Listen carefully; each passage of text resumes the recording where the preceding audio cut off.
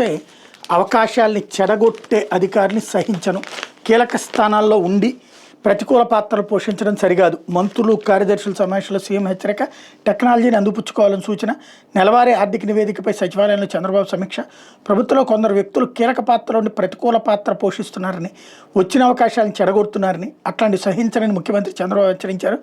అట్లాంటి వ్యక్తులు ఉన్నప్పుడు ఎంత ప్రయత్నించినా ఆశించిన ఫలితాలు రావన్నారు.